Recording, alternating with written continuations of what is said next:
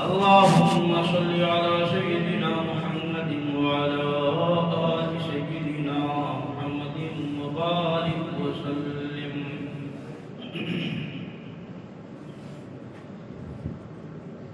اللہ تبارک تعالیٰ نے انسانوں کی فلاح و بہبودی کے لیے، کامیابی کے لیے، کامرانی کے لیے اللہ اپنے پاک پیغمبروں کو، رسولوں کو، نبیوں کو مبعوث فرمایا. آخر میں ہمارے نبی حضرت محمد الرسول اللہ صلی اللہ علیہ وسلم ساری کائنات کے لیے رحمت للعالمین بن کر تشریف لائے. جنہوں نے آپ کی بات مانی وہ کامیاب ہوئے، سرخ روح ہوئے. دونوں جہان کی کامیابی نے ان کے قدم چومے،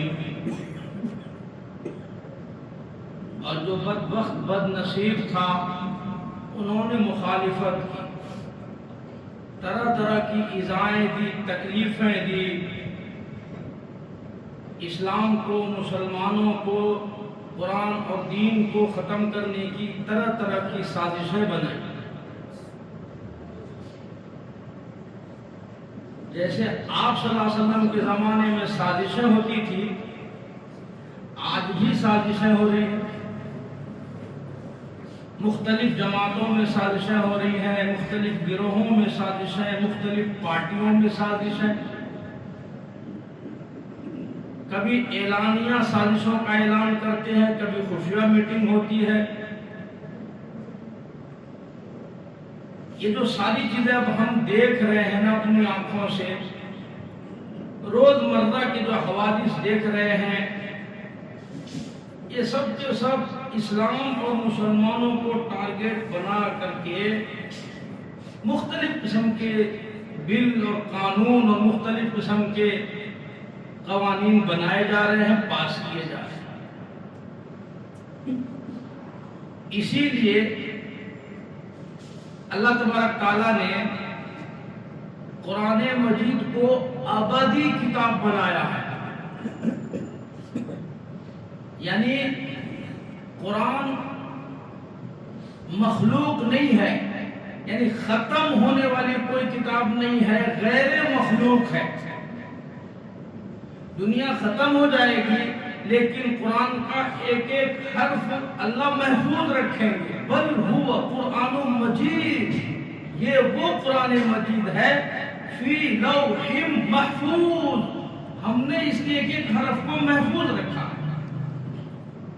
پوری آیت تو دور کی بات، پچھلی کتابوں میں اللہ تبارک تعالیٰ نے حفاظت کی ذمہ داری نہیں لی تھی. جو مرضی میں آیا وہی کرتے تھے، حق کو باطل، باطل کو حق، دن کو رات، رات کو دن، جو مرضی میں آیا کر لیتے.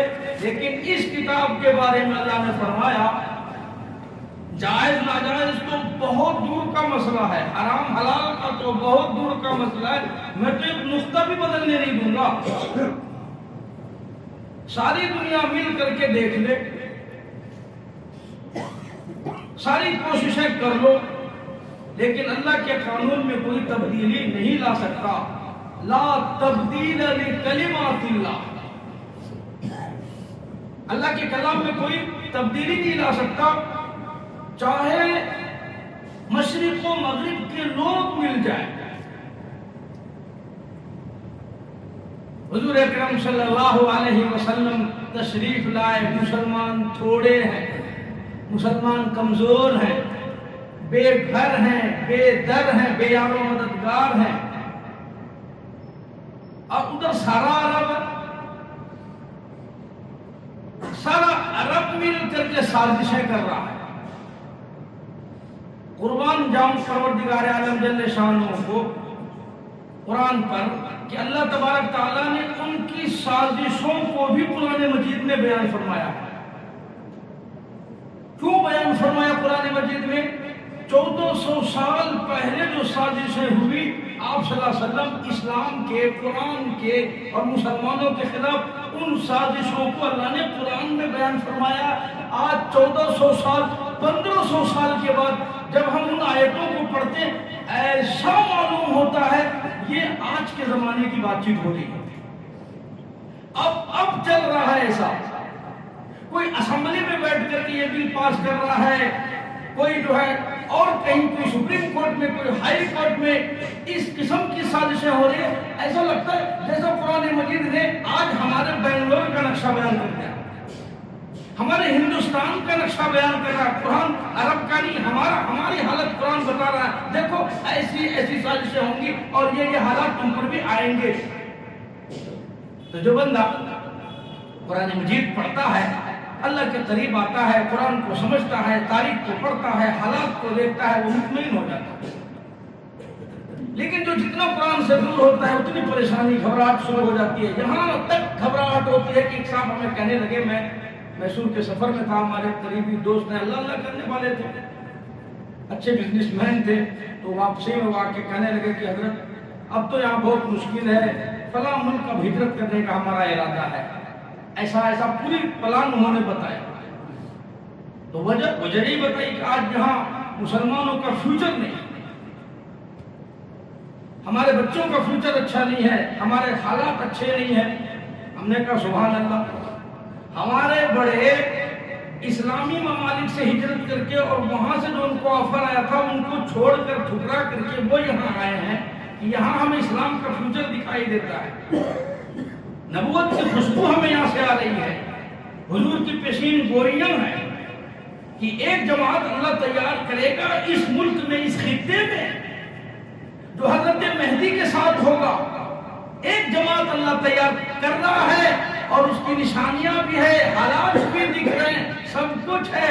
एक जमात अल्लाह तैयार करेगा जो हजरत मेहदी की हिमायत में होगा, और एक जमात अल्लाह ऐसी तैयार कर रहा है जो दज्जाल के जमात का होगा, और उसकी भी तैयारी चल रही, इसकी भी तैयारी चल रही है। हम अल्लाह ऐलान सुन रहे हैं, देख रहे हैं। तो जब वो इस किस्म की बातें सुने, फिर उनको हम अपने बड़े के पास लेके गए और बड़ों ने कुरान और हदीस से बात समझाई, तो उनको यकीन आया ना अल्लाह अल्लाह करने में खैर है, आफियत है, हालात अच्छे हैं। उन हालात को बयान करने से पहले मैं एक छोटा सा आपको वाकया और एक मिसाल देता हूं, तो आपके समझ में बात आएगी। थोड़ी देर के लिए समझो, आप इस मस्जिद में एक नया कंस्ट्रक्शन होना है, सामने की जगह ली गई, इधर की भी जगह ली गई है, और एक प्रोसेस है, और वो सारा प्रोसेस जिम्मेदार को मालूम है। एक डिजाइन, एक नक्शा, एक प्लान उन्होंने तैयार किया, इंजीनियर के पास गए। इंजीनियर के पास जाने के बाद उन्होंने नक्शा तैयार कराया, ढांचा तैयार कराया, और एक बोर्ड वहां लगा दिया, बाहर बोर्ड लगाया। तो जो पढ़े लिखे हैं, समझदार हैं, जिनको फिरासत है, समझ है, दिमाग है, या वो कुछ मालूमात रखते हैं कंस्ट्रक्शन के बारे में और दूसरे फील्ड में नहीं, खेती बाड़ी नहीं, इस बारे में, तो वो उस मैप को और उस नक्शे को वो देखेगा तो फौरन समझ जाएगा, अच्छा 30 साल 40 साल की ये पुरानी मस्जिद है, अभी डेमोलिशन होगा और एक आलीशान मस्जिद बनेगी, वो मुतमईन हो गया। लेकिन जो पढ़ा लिखा नहीं है, जिसको मैप आता नहीं है, वो देहात का रहने वाला है, वो खेती बाड़ी करता है, वो बकरियां चराता है, वो जानवर पालता है, वो दूध बेचता है, वो और दीगर कोई काम करता है जिसको कंस्ट्रक्शन के बारे में नॉलेज नहीं है। अगर वो शहर आया और आने के बाद अब जब कंस्ट्रक्शन का काम शुरू होगा तो सबसे पहले ये पुराने ढांचे को तोड़ा जाएगा, पहले तखरीब का काम होगा, ठीक है ना जी? क्या काम होगा? पहले तोड़ फोड़ होगा, मस्जिद तोड़ी जाएगी, छत तोड़े जाएंगे, दीवारें तोड़ी जाएंगी, सफ़े तोड़ी जाएंगी, मुसल्ले तोड़े जाएंगे, मिंबर मेहराब तोड़े जाएंगे, मीनार तोड़े जाएंगे। तो जो पढ़ा लिखा है वो तो कहेगा भाई ये तो होना ही था, क्योंकि हम बाहर बोर्ड पढ़ लिए, मैप देख लिए, पहले तकरीब होगी, बाद में तकरीब होगी, यानी बाद में मस्जिद बनेगी।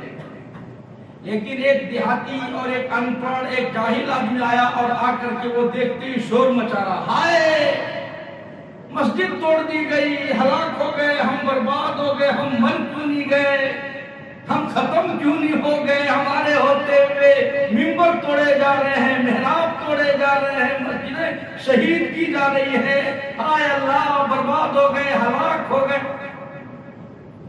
تو جاہل یہی نہ کرے گا، اور پڑھا لکھا کہے گا بیوقوف آدمی، ارے یہ تخریب نہیں ہے، یہ تو نئی مسجد کا آغاز ہے، جب تک اس مسجد کو ڈیمولیشن نہیں کیا جائے گا، اس کو صاف نہیں کیا جائے گا، یہ پاک نہیں ہوگا، تو نئی مسجد کیسے تعمیر ہوگی؟ اللہ اکبر کبیرہ۔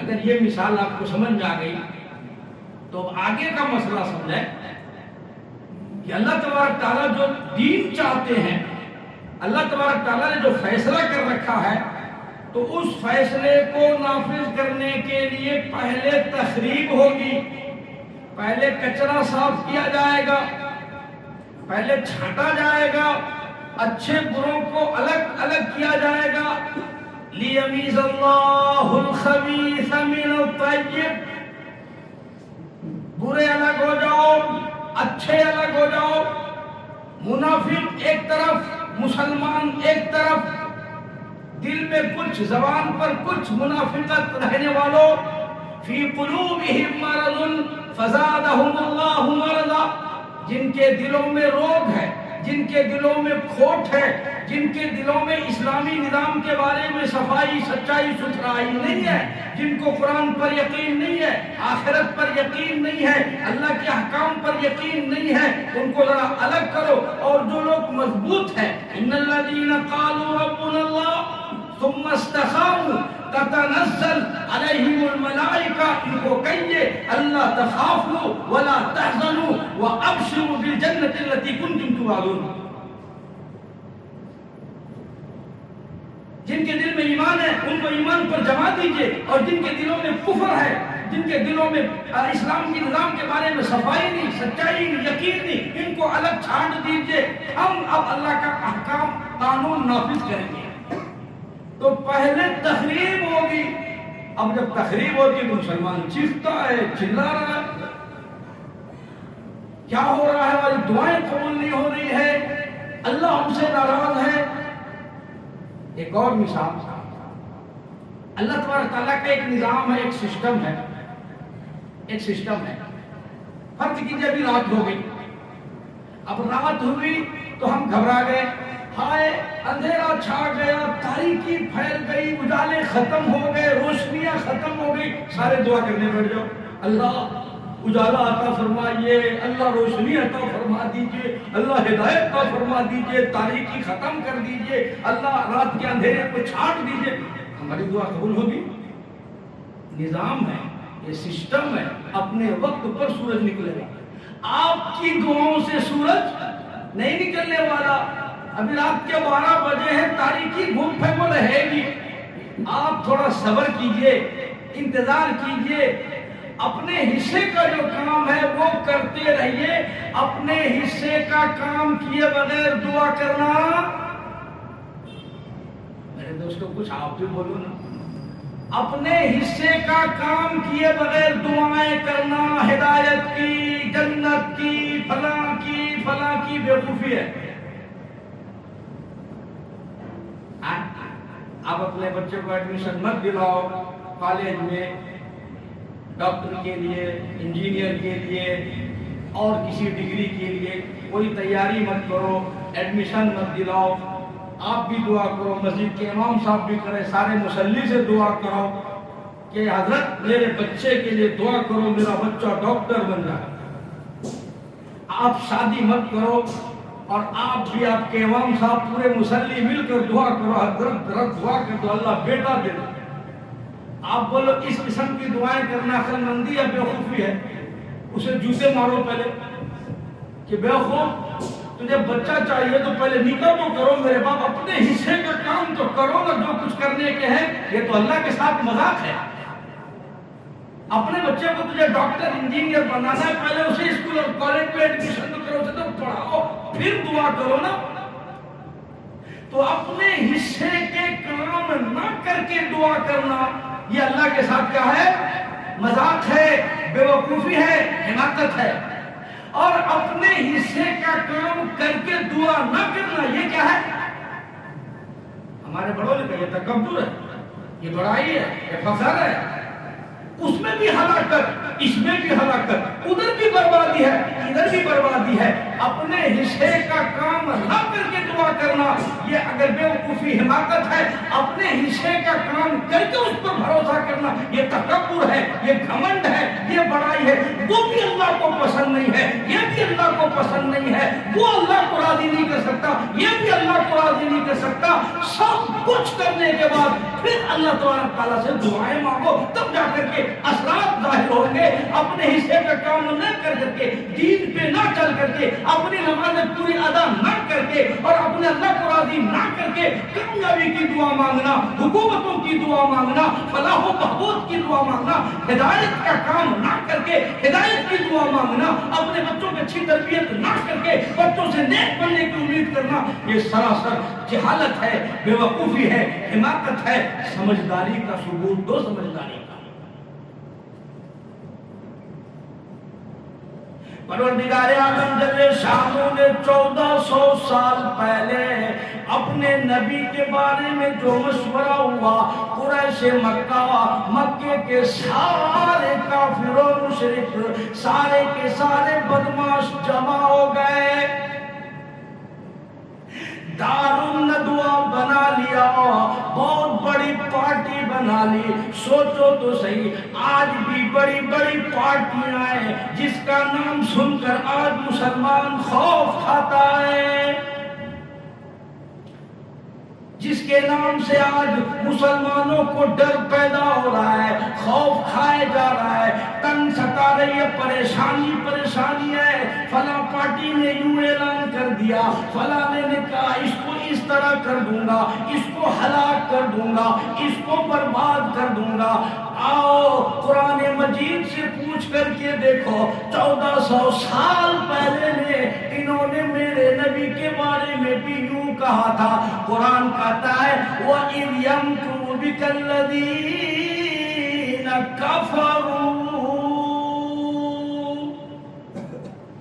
دارالندوا میں یہ ظالم لوگ جمع ہو گئے، یہ بدکار جمع ہو گئے، یہ ظالم جمع ہو گئے اور میرے نبی کے خلاف پروپیگنڈا شروع کر دیا، میٹنگیں شروع کر دی، انہوں نے مکر بنایا، انہوں نے سازشیں کی، انہوں نے میرے نبی کے خلاف خفیہ میٹنگ کی۔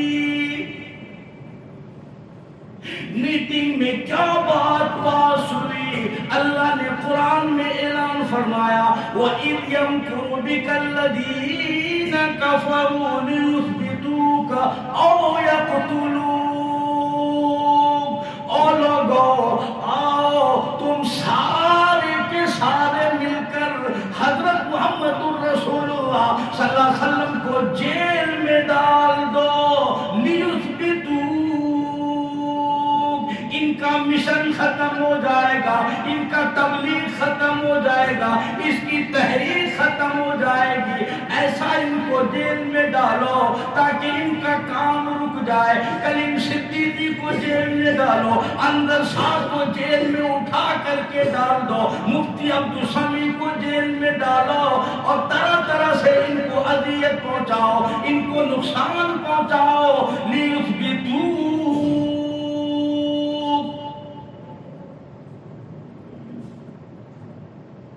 نبوت کا مشن رک جائے گا، ان کا کام رکے گا۔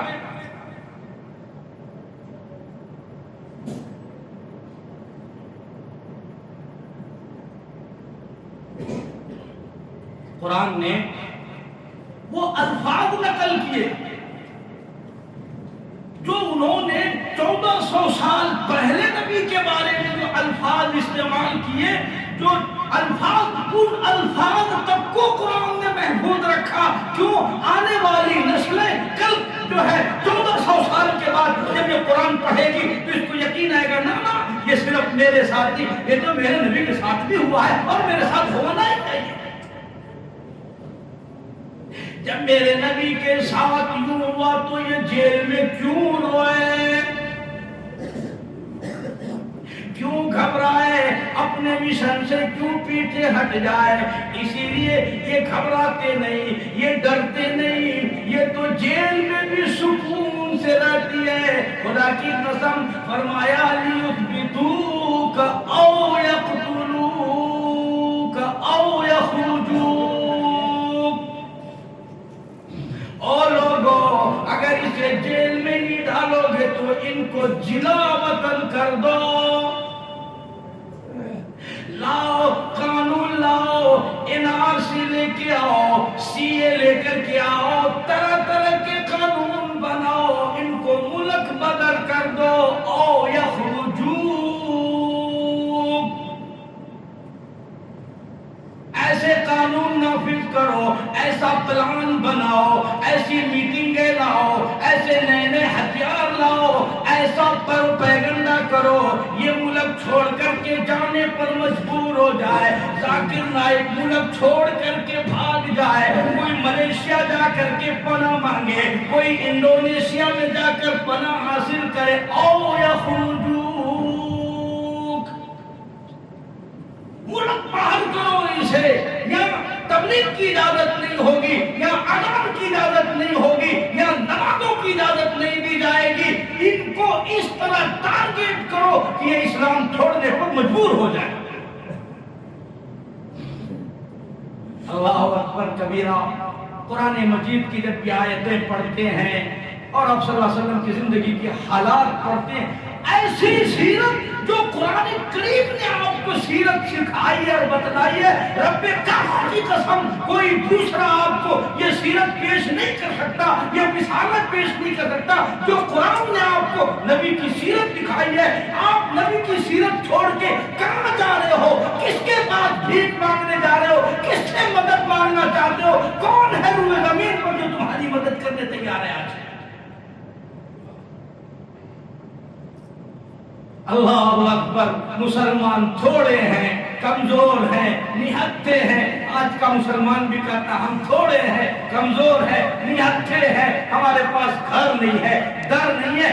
अल्लाह कहता अरे देखो तो सही मिशन, पढ़ो कुरान मजीद, आओ कुरान की तरफ, अपने बच्चों को लाओ, खुद कुरान पर अमल तो करो, कुरान करीम के करीब आओ, अल्लाह के हुक्म के करीब तो आओ। रास्ता खोलने वाला मैं हूं ना, बंद नहीं किया मैंने, लेकिन पहले तुम सरेंडर तो बोलो, अपने हिस्से का काम तो करो जो अल्लाह के रसूल सल्लल्लाहु अलैहि वसल्लम ने किया है। तेरे नबी ने जो काम किया वो तू कर, तेरे पैगंबर ने जो काम किया वो तेरे जिम्मे नहीं है। तू ढेरों का काम करता है, जमानों का काम करता है, काफिरों का काम करता है, और खुदा की मदद अपने नबी से और अल्लाह से तू मदद मांगता, कौन करेगा तेरी मदद?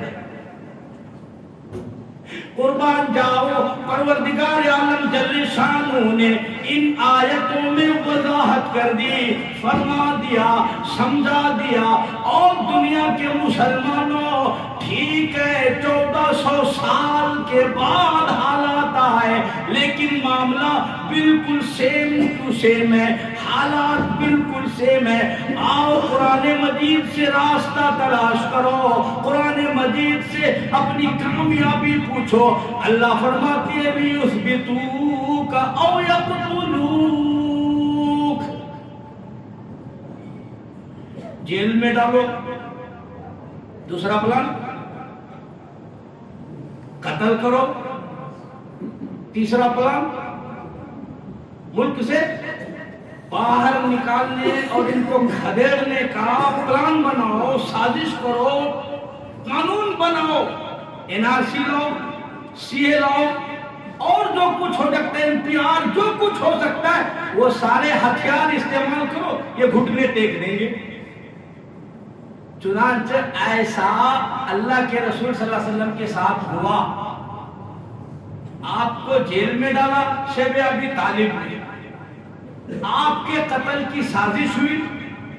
एक शख्स ने आप सल्लल्लाहु अलैहि वसल्लम की दावत दी, यहूदियों ने, तवज्जो कीजिएगा, यहूदियों ने आप सल्लल्लाहु अलैहि वसल्लम की दावत की। आप सल्लल्लाहु अलैहि वसल्लम और दीगर सहाबा के साथ आप उस दावत में तशरीफ ले गए। उन्होंने एक दीवार के पीछे आपको बिठाया और ऊपर एक आदमी मुकर्रर किया।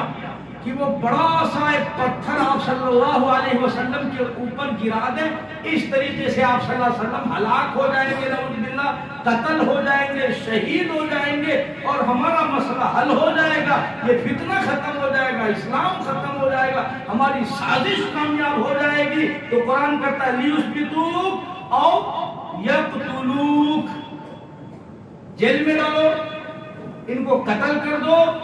تیسرا حرف یاد ہوگا، یاد رہے گا، او یخرجوک، ان کو مکے سے باہر نکال دو، اس کو مکے سے لیُثْبِتُوک شعبہ ابی طالب میں ڈالو، او یقتلوک قتل کرو، او یخرجوک مکے سے باہر مدینہ بھیجو، ان کو یہاں چلنے کا نہیں ہے، یہاں ہماری حکومت ہے، یہاں ہم ہیں، ہر میدان میں کورٹ ہمارا ہے، ہائی کورٹ، سپریم کورٹ، جج ہمارے ہیں، فیصلہ ہمارا ہے، عدالت ہماری ہے، حکومت ہماری ہے، تم جو چاہے کر لو، تمہارے بس کا کچھ نہیں ہے۔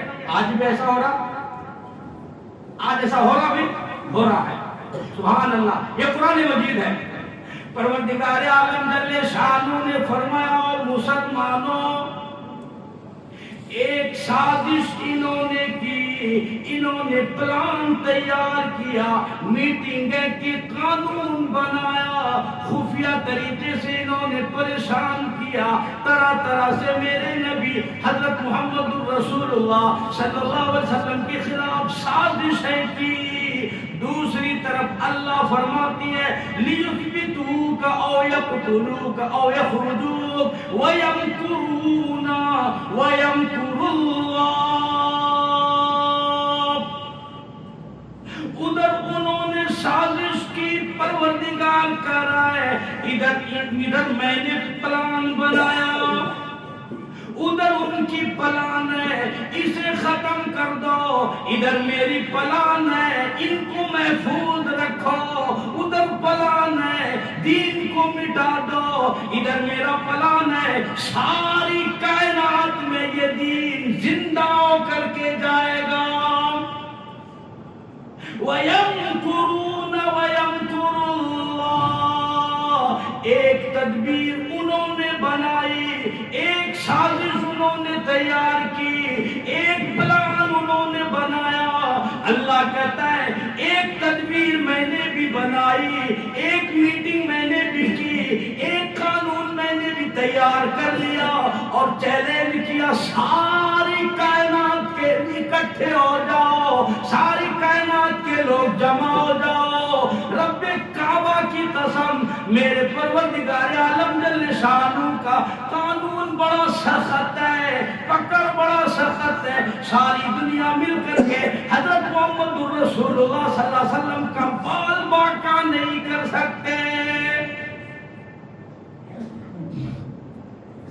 یہودی سازش کر کے آپ کو قتل کرنے کے لیے بٹھا دیا، یہاں بیٹھے دسترخوان لگا دیا، اوپر سرخوں کا پتھر ڈال دو، قصہ ختم۔ جبریل امین تشریف لائے، یا رسول اللہ صلی اللہ علیہ وسلم آپ کو قتل کرنے کی سازش ہو رہی، آپ کہاں سے چلیں؟ نہیں کچھ نہیں ہوا، دسترخوان لگا ہوا، کھانے آ رہے، سب کچھ آ رہے، آپ نے صحابہ کو فرمایا یہاں سے فوراً نکلو، ہمارے خلاف سازش ہوگی قتل کرنے کی، لیُثْبِتُوک او یقتلوک او یخرجوک، ہمارے خلاف سازشیں ہو رہی ہے، مکر ہو رہا ہے۔ آپ وہاں سے واپس آئے اور اس کے بعد صحابہ کرام کو کہا ان پر حملہ کرو، چڑھائی کرو، چلو تلوار لو، اور ان سے حق اور باطل کا فیصلہ ہوگا۔ چنانچہ حضرات صحابہ کرام زرہ پہن کر کے مقابلے کے لیے آئے، تھوڑی دور میں قلعہ چھوڑ کر کے بھاگ گئے یہودی اور اپنی شکست تسلیم کریں۔ کیسے تم اس مشن کو ختم کر دو گے، کس طریقے سے تم اس کو مٹا دو گے؟ اللہ فرماتے ہیں ٹھیک ہے، ایک پلان تمہارا بھی، ایک پلان میرا بھی، اب دیکھتے ہیں کون اپنے پلان میں کامیاب ہوتا ہے۔ قرآن کہتا ہے وَيَخْرُجُونَ وَيَمْكُرُونَ وَيَمْكُرُ اللَّهُ وَاللَّهُ خَيْرُ الْمَاكِرِينَ، اللہ کا پلان سکسیسفل ہے، اللہ کا پلان بہترین ہے، اللہ کا پلان کارگر ہے، اللہ کا پلان کامیاب ہے، تمہارا پلان ناکام ہے۔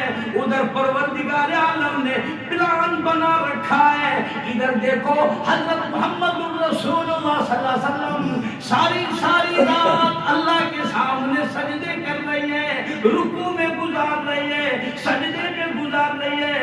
اما عائشہ فرماتی ہے ایک رات میری آنکھ کھلی، میں نے دیکھا سر سجدے میں رکھ کر رو رہے ہیں، بہت زیادہ رو رہے ہیں، سسکیوں کے ساتھ ہچکیوں کے ساتھ رو رہے ہیں، بڑی خوشامد کر رہے ہیں، او میرے پروردگار میری امت کو معاف کر دے۔ اتنے روئے دم مبارک گھٹنے لگ گیا۔ اما عائشہ کہتی ہے میں کلیجہ پکڑ کے بیٹھ گئی، شاید آج میں بیوہ ہو جاؤں گی۔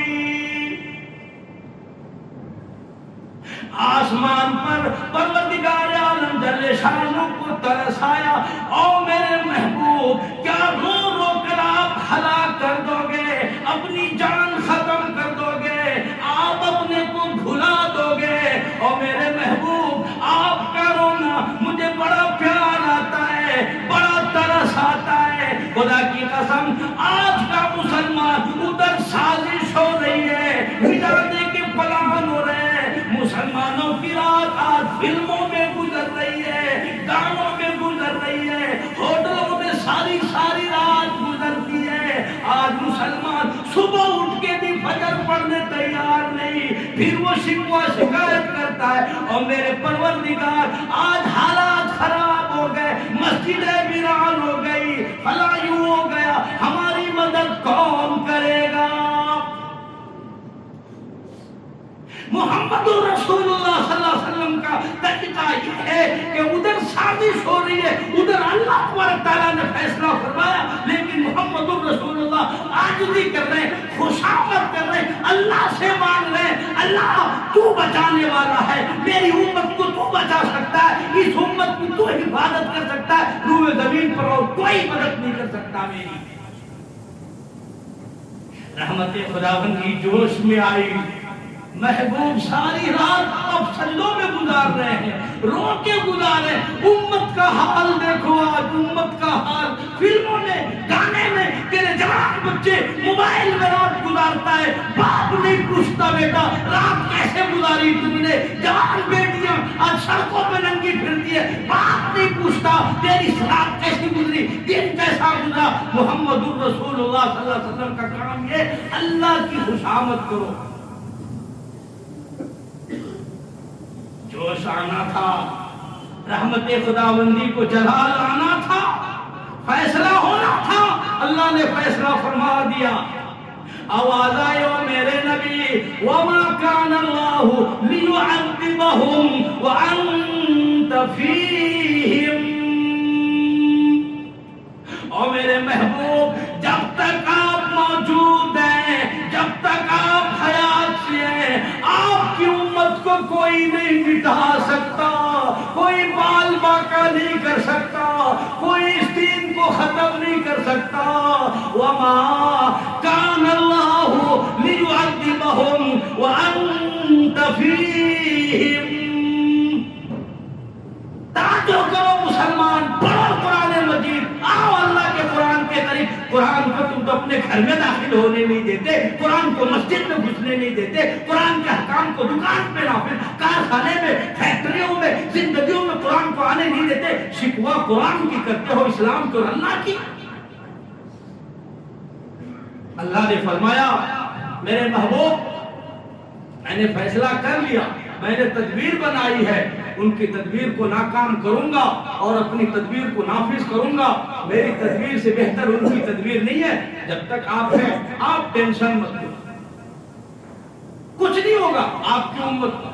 آپ ایسا روتے ہو، گڑ گڑاتے ہو، ساری رات پاؤں میں ورم آ جاتے ہیں، ساری رات رو رو کے گزرتی ہے، کیا میں برداشت کروں گا؟ نہیں، آپ کی امت کو ہلاک نہیں کروں گا جب تک آپ ہیں۔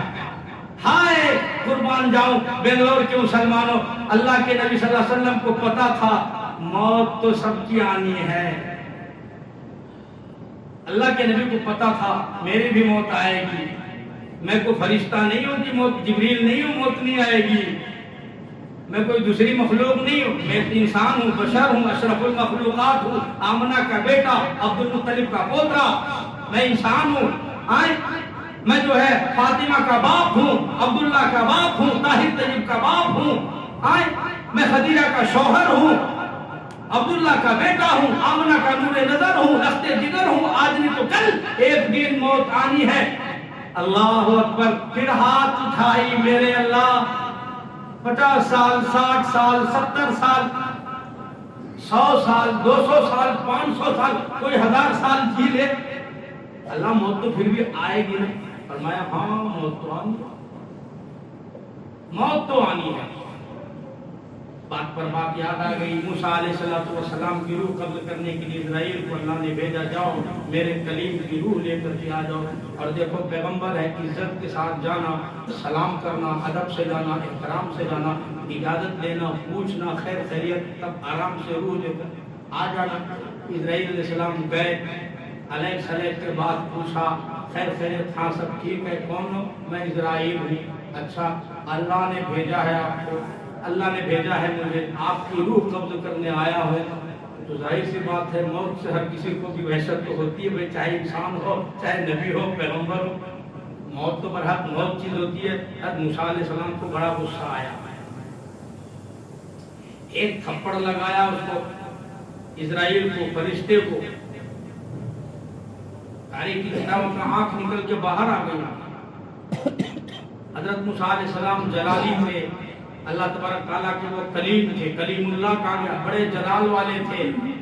ایک بنی اسرائیل میں اور ایک کبتی میں، انہی کے قوم میں جھگڑا ہوا، تو حضرت موسیٰ علیہ السلام نے کبتی کو ایک گھوسا مارا، تو ایسا پنچ مارا اسپاٹ ہوا، جیسے کہ آپ کے بھی ملک میں مارتے ہیں کچھ لوگ، دکھاتے ہیں، بچے سے بہت شوق سے دیکھتے ہیں، تو ایک ہی مارا نہ کہا، قصہ ختم کبتی کا، وہیں انتقال کر گیا۔ موسیٰ علیہ السلام ڈر گئے کہ ایک ہی پنچ میں کام تمام ہو گیا، شہر چھوڑ کے دوسرے ملک چلے گئے۔ حضرت شعیب علیہ السلام مدین چلے گئے، مصر سے مدین، وہاں پر فرعون کی حکومت تھی، چلے گئے۔ تو موسیٰ علیہ السلام جلالی تھے، ملک الموت کو تھپڑ لگایا تو آنکھیں باہر نکل گئی۔ یہ روتا دھوتا اللہ کے پاس گیا، اے اللہ کس مخلوق کے پاس ہمیں بھیجے روح نکالنے، وہ میں ان کی کیا روح نکالوں گا، وہ تو میری روح نکالنے کے پیچھے پڑ گئے۔ تو حضرت موسیٰ علیہ السلام کو، حضرت اسرائیل کو اللہ نے کہا میں تمہیں پہلے سمجھایا تھا، ادب سے جانا، احترام سے جانا، اجازت لے کے جانا۔ پوچھا تھا تم نے ان کو پہلے؟ نہیں پوچھا تو نہیں تھا، اچھا ہوا اللہ نے وہاں پھر درست فرمائے، کہا جاؤ اب پھر دوبارہ جاؤ، روح تو قبض کرنا، موت تو آنی ہے، کلو نفس ذائقۃ الموت، ہر نفس کو موت آنا ہے۔ کون کہتا ہے 150 سال، 200 سال، 300 سال جیوں گا؟ بہت لوگوں نے کوشش کی اور اس طرح سے انتظامات کیے، پر اللہ کا وقت اذا جاء اجلها لا يستأخرون ساعة ولا يستقدمون۔ 150 سال، 200 سال تک جینے کی تمنا کرنے والا امریکہ کا ایک بہت بڑا سپر اسٹار، جس نے دعویٰ کیا تھا کہ 200 سال تک میں زندہ رہوں گا، جوان رہوں گا، یہ دنیا میں گند پھیلاؤں گا اور دنیا میں اس طرح پھیلاؤں گا، 50 سال کی عمر میں اللہ تعالیٰ نے اس طرح روح قبض کیا، ڈاکٹر حیرت میں پڑ گئے کہ روح قبض کرنے کا کوئی چانس نہیں، یقین نہیں آتا، اور اللہ اپنا قانون نافذ کر کے دکھا دیتا ہے۔ تجھے آج یقین نہیں اللہ کے احکام پر، قانون پر، اور اللہ اس پر قادر ہے اپنا قانون نافذ کرنے کے لیے۔ اللہ کسی پارٹی کا محتاج نہیں ہے، یہ یقین پیدا تو کرو، اللہ اللہ ہے بھائی، وہ کوئی پارٹی کا نام نہیں ہے، وہ کوئی فرد کا نام نہیں ہے نا۔ اسرائیل علیہ السلام کو حکم دیا، جاؤ جا کر کے میرے کلیم کو سلام کرو اور عرض کرو، اگر آپ دنیا میں رہنا چاہتے ہو، ایک گائے کے، ایک جانور کے اوپر اپنا ہاتھ پھیرو، اس جانور کے ہاتھ کے نیچے جتنے بال آ جائیں گے اتنی سال آپ کی عمر بڑھا دی جائے گی، کوئی مسئلہ نہیں ہے، کوئی ٹینشن نہیں ہے، آپ کو دنیا میں رہنا ہے، ہمیں کوئی اعتراض نہیں۔ اسرائیل علیہ السلام آئے، سلام کیا اور کہا پروردگار عالم جل شانہ کی طرف سے یہ حکم ہے، آپ ایک جانور پر اپنا ہاتھ پھیرو، اس ہاتھ کے نیچے جتنے بال آئیں گے اتنی آپ کی عمر بڑھا دی جائے گی، اگر آپ مرنا نہیں چاہتے ہیں کوئی حرج کی بات نہیں. موسیٰ علیہ السلام نے پوچھا اچھا ٹھیک ہے میں کسی جانور پر ہاتھ پھیر دوں گا میری عمر اتنی لمبی ہو جائے گی. اتنی لمبی عمر ختم ہونے کے بعد پھر کیا ہوگا؟ اگر پھر ڈر گیا اگر میں پھر بولوں گا کہ موت آئے گی تو پھر کہیں تھپڑ نہ لگا دے. تو ڈرتا ڈرتا بول رہا کہ جب عمر ختم ہوگی تو موت تو آئے گی. موسیٰ علیہ السلام نے فرمایا کہ جب موت آنا برحق ہے ہر حال میں موت آئے گی اس وقت بھی موت آنی ہے آج بھی. اس سے اچھا آج ہی لے کے چلو آج ہی مجھے لے کے چلو میں خوشی خوشی جانے کے لیے تیار.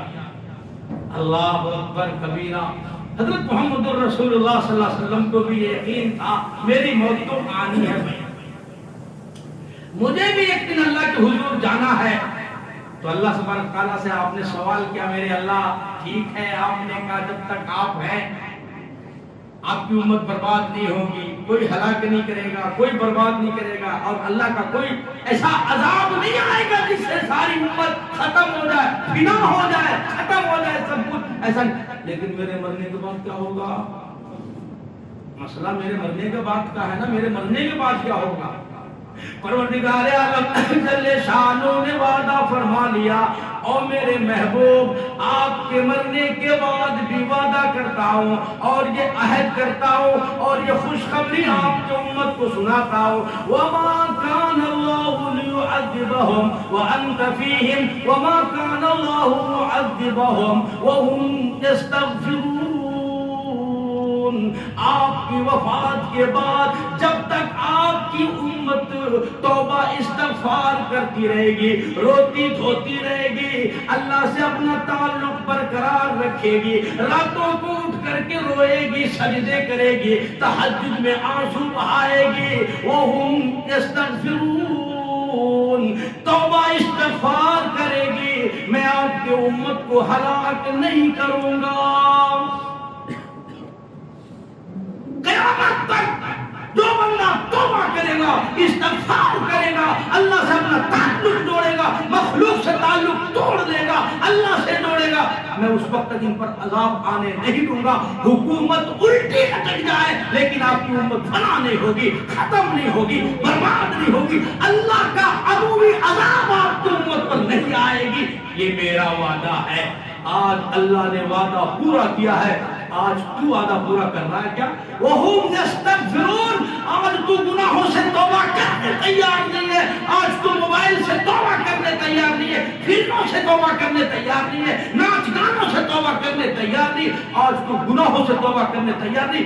پھر اللہ تبارک تعالیٰ کے اوپر الزام کیوں دیتا ہے؟ اللہ ہم ہلاک ہو گئے برباد ہو گئے. اس بنا پر میں نے یہ گفتگو شروع کی کہ اللہ تبارک تعالیٰ نے ہمیں ہر موڑ پر رہنمائی فرمائی ہے ہر موڑ پر راستہ بتایا ہے طریقہ سکھایا ہے. خلاف پیغمبر کسے رہگزیر کہ ہرگز بمنزل نخواہت رسید. اس طریقے کے خلاف جس نے بھی مشن بنایا جس نے بھی پلان ڈالا جس نے بھی کارروائی کی اللہ فرماتے وہ کبھی کامیاب نہیں ہوا. میرے نبی کے طریقے پر جو طریقہ بنے گا جو کامیابی حاصل کرے گا میں اس کو کامیاب کروں گا. میرے نبی کے طریقے خلاف کوئی کارگر کامیاب نہیں ہو سکتا ہے. یہ میرا اٹل فیصلہ ہے. اللہ ہمیں سمجھ نصیب فرمائے قرآن کی دولت نصیب فرمائے قرآن کی سمجھداری نصیب فرمائے ہدایت نصیب فرمائے ساری امت کو سچی پکی اللہ توبہ نصیب فرمائے. اس نے توبہ سے پوری امت کو اللہ تعالیٰ پاک کو صاف فرمائے. کہتے سننے عمل کی توفیق عطا فرمائے. آمین. باخر دعوانا الحمدللہ رب العالمین. وہ لوگ سننے سے پڑھیں سننے سے پڑھیں.